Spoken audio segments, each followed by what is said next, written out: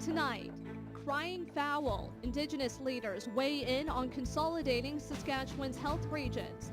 Plus, throwing away while giving back. A new fundraiser is helping Lloydminster's Salvation Army. And Saskatchewan saw the biggest employment decline among the provinces overall in 2016. This is Newcap News with Gina Martin. Good evening and thank you for joining us. Lloydminster residents looking to get rid of Christmas trees without throwing them in the dump had that opportunity in a new fundraising effort for the Salvation Army Food Bank dubbed Chip Away Hunger. Josh Ryan stopped by Aztec Safety, where discarded trees are benefiting both humanity and horticulture.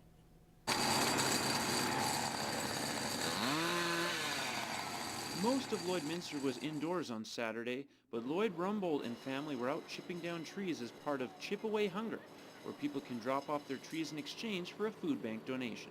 I have helped with some events for Christmas tree recycling, chipping following Christmas season in other cities, but I'm a new business owner in this region and I wanted to bring it to Lloydminster.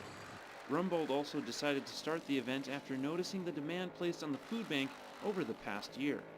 You know, there's a lot of activity before Christmas, but following Christmas, I think, you know, there's as much need as before, so I didn't want to fall off everybody's mind.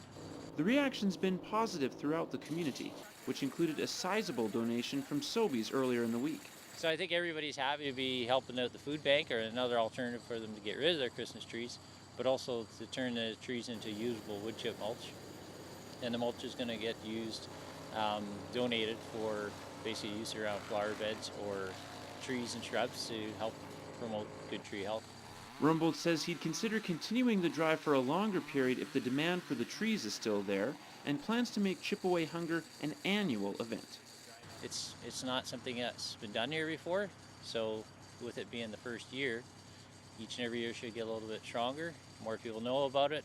Josh Ryan, Newcap News.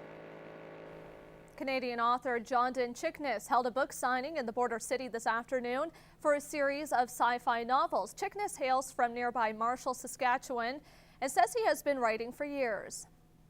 I've been thinking about writing for years. I've really only seriously started writing the last 2 or 3 years. That's when I started writing the first of this series of books here.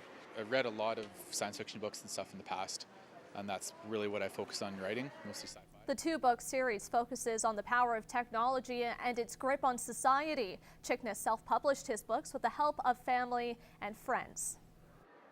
Probably the series of books that inspired me the most were the Asimov series of books, where he writes about the distant future, robots and intergalactic societies and all that kind of stuff. But definitely Asimov and has been the biggest inspiration for my writing.